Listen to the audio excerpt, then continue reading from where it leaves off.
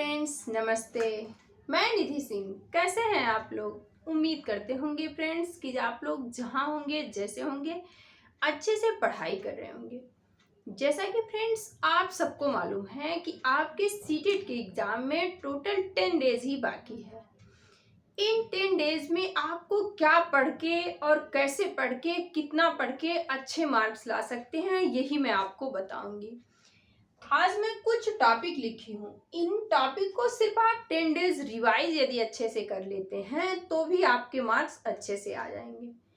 आपसे मैं नहीं पूछती कि आपने कितना पढ़ा, क्या पढ़ा, कैसे पढ़ा। आप ज़्यादा से ज़्यादा भी पढ़े हों तो भी यदि अच्छे से इन टॉपिक को रिवाइज नहीं करेंगे तो फिर आप फ्रेंड्स नहीं पास हो सकते हैं, क्योंकि ये जो टॉपिक मैं लिखी हूँ ये आपके लिए मोस्ट इम्पॉर्टेंट टॉपिक है। यदि आप सीटेट का पेपर दे रहे हैं तो सीटेट का पेपर नहीं देंगे तो ये वीडियो ही नहीं देखेंगे, क्योंकि ये स्पेशल सीटेट के लिए ही है।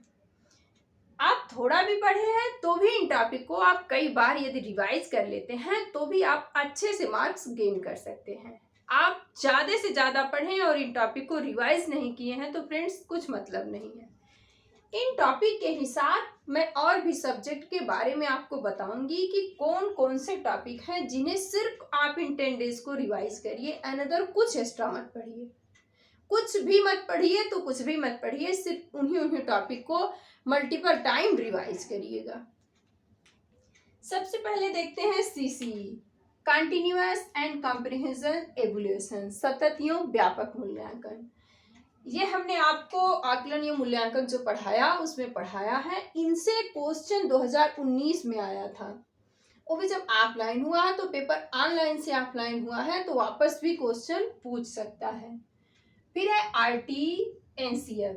इन ये दोनों टॉपिक है ना, इनसे डायरेक्ट नहीं क्वेश्चन पूछे जाते हैं, लेकिन जो इनमें दिया गया है टीचर्स को कैसे रखना चाहिए, बच्चे को क्या करना चाहिए, ये सारे ही जो पॉइंट इनमें दिए हैं इन्हीं सारे पॉइंट से ही रिलेटेड होके क्वेश्चन पूछे जाते हैं।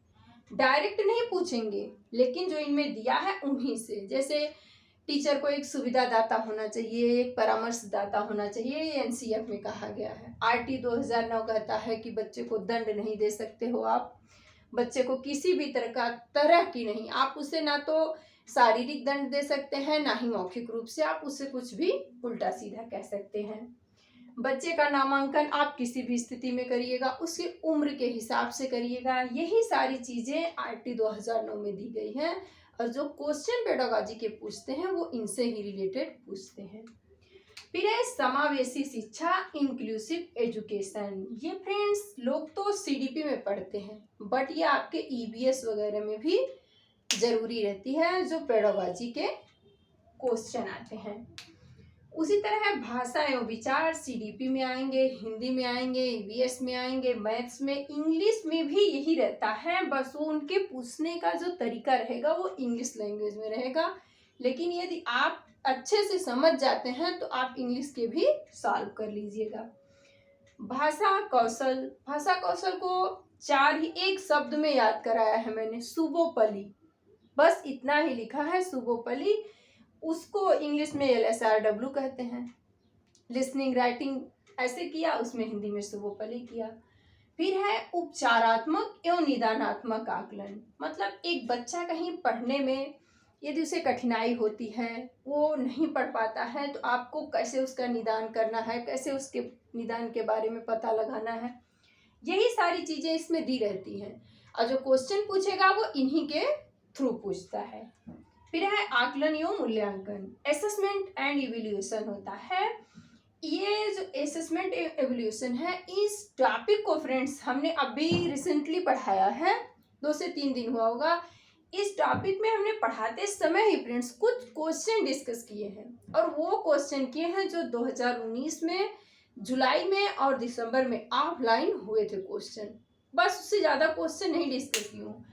असेसमेंट एंड इवैल्यूएशन से भर भर के क्वेश्चन फ्रेंड्स पूछा गया है ऑफलाइन पेपर में, सीटेट के दिसंबर में और जुलाई में, हर एक सब्जेक्ट में पूछा गया है। मैंने लिखा है उस जो मैंने वो टॉपिक पढ़ाया है, इवैल्यूएशन एवं असेसमेंट, उनमें मैंने बताया है कि ये ईवीएस में पूछा है, ये हिंदी में पूछा है, ये मैथ्स में पूछा है, पर एक अकेला टॉपिक से 5 से 6 क्वेश्चन पूछे गए हैं। इसके लिए फ्रेंड्स ये मोस्ट इम्पॉर्टेंट टॉपिक है आपके। फिर है टीएलएम। टीएलएम शिक्षण सामग्री, जैसे बच्चों को हमको पढ़ाना रहता है तो हम अलग अलग से फूल पत्तियां वगैरह दिखा करके पढ़ाते हैं, टीएलएम का प्रयोग करते हैं। Hindi, English, math, English EVS और बाकी जो सब्जेक्ट हैं उनके टीएलएम एक जैसे होते हैं, बट जो मैथ्स के टीएलएम हैं वो थोड़े अलग होते हैं, तो उनके नाम मैं आपको लिखा देती हूँ। जियो बोर्ड, जियो बोर्ड, गिन तारा, अबेकस जो एक कंप्यूटर की तरह रहता था, उससे पहले बच्चे सीखते थे। अबेकस यहाँ लिख देती हूँ, abacus, abacus. Graph paper, grid paper, grid paper, tangram, 10 gram, 10 ग्राम,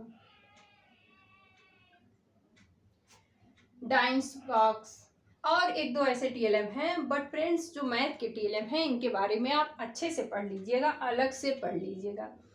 फिर है एकीकृत शिक्षा, इंटीग्रेटेड एजुकेशन। इनसे ईवीएस में भी क्वेश्चन पूछा है, सीडीपी में भी पूछा है, मैथ्स वगैरह में भी क्वेश्चन पूछा जाता है।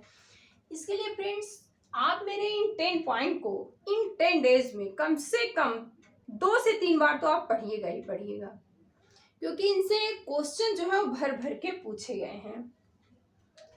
अब मैं स्पेसिफिक एक एक सब्जेक्ट के बारे में आपको बताती हूँ कि कौन कौन से पॉइंट आप पढ़ के अच्छे मार्क्स ला सकते हैं इन 10 डेज में भी। सबसे पहले हम लिखते हैं सीडीपी। सीडीपी, सीडीपी पे आप विकास का टॉपिक पढ़िए, विकास का, पियाजे का, पियाजे का, कोहलबर्ग का,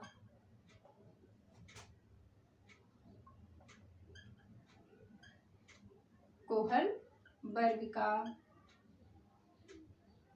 वाइगोत्स्की, वाइगोत्स्की, अभिप्रेरणा,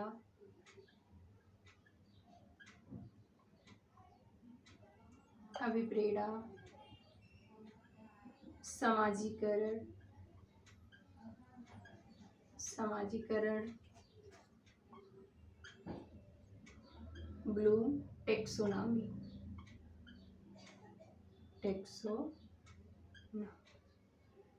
ब्लूम टेक्सोनॉमी। 1 2 3 4 5 6 7। एक है जेंडर लिंग, जेंडर लिंग।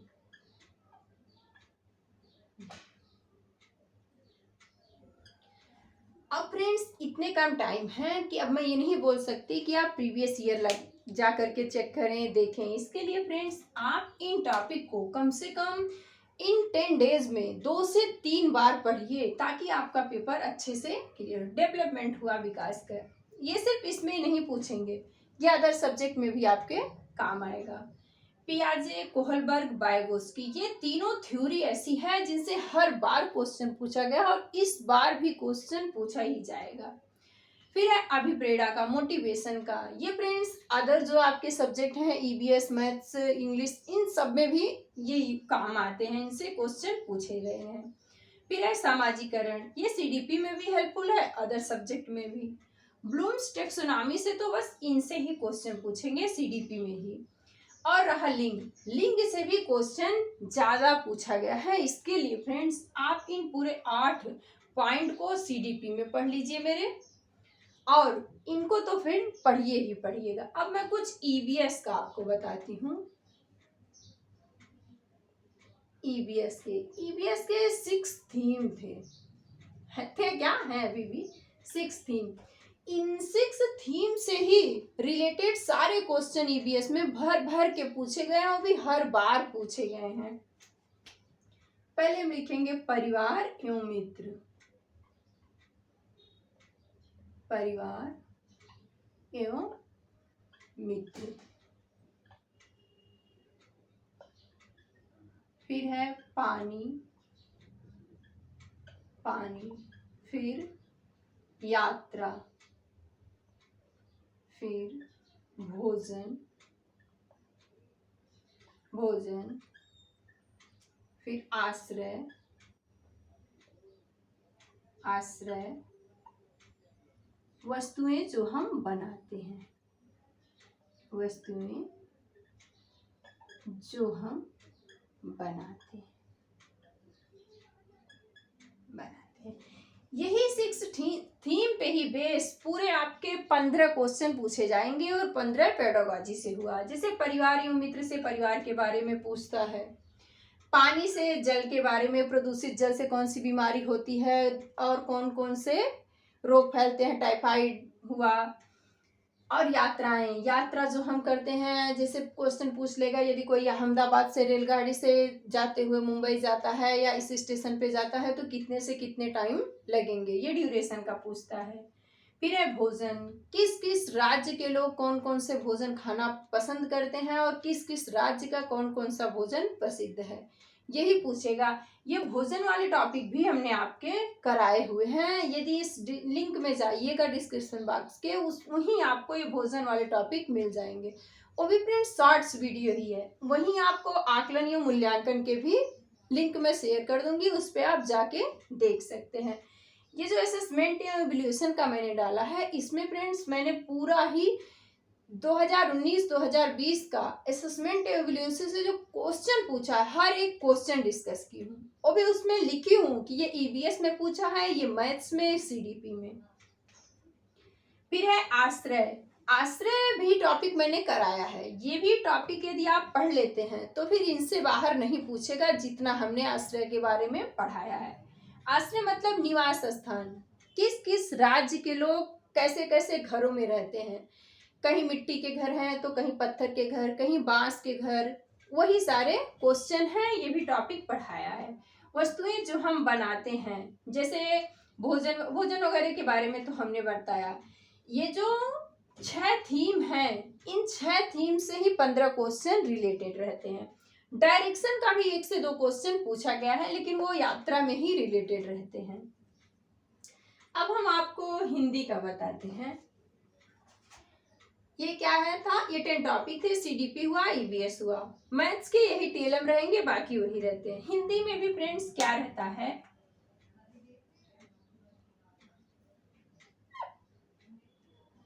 हिंदी में भाषा यही रहेगी, भाषा कौशल भी यही रहेगा, उपचारात्मक और आकलन यही रहेगा। एक टॉपिक बढ़ जाता है अधिगम एवं अधिग्रहण, अधिगम एवं अधिग्रहण, अधिग्रहण, अधिगम या अधिग्रहण वही है कि बच्चा घर में कैसे सीखता है, बच्चा स्कूल में, अधिगम करने के लिए बच्चा स्कूल में जाता है, अधिग्रहण बच्चा घर में कर लेता है। फ्रेंड्स इन्हें नोट कर लीजिएगा ताकि फिर मैं और डिस्कस कर दूं। टॉपिक आपके मैथ्स के हो गए, ईवीएस के। और जो इंग्लिश में पूछा जाता है वो इंग्लिश में क्या रहता है कि जो इंग्लिश में जो रहेगा वो जो हिंदी के पॉइंट रहते हैं, हिंदी के टॉपिक रहते हैं, उन्हीं टॉपिक को इंग्लिश में पूछा जाता है। एज इट इज वही क्वेश्चन रहेंगे, बस वो अपनी लैंग्वेज में पूछ लेते हैं।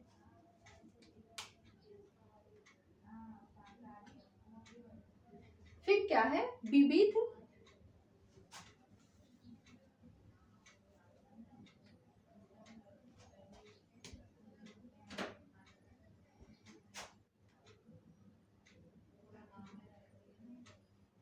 विविध भाषा, भाषा जो रिसोर्स संसाधन के रूप में मानते हैं वही पूछ रहा है। फिर है त्रुटियां, त्रुटियां वाला तो हमने यहाँ लिखा है उपचारात्मक। हिंदी में भी फ्रेंड्स यही रहेंगे, भाषा विचार, भाषा कौशल। इंग्लिश में सेम हिंदी के ही जो टॉपिक रहते हैं वही उसमें भी डिस्कस रहते हैं। फ्रेंड्स मेरे इन बताए हुए जो टिप्स हैं इन्हें फॉलो जरूर करिएगा। 10 टिप्स को करिएगा और जो अदर सब्जेक्ट के हमने बताया इन्हें भी आप फॉलो करिएगा। इनसे आपके स्कोर अच्छे बनेंगे। आज की वीडियो में बस इतना ही। नेक्स्ट वीडियो में मिलेंगे नेक्स्ट टॉपिक के साथ। तब तक के लिए bye bye, take care. Channel को लाइक शेयर और सब्सक्राइब करके रखिएगा।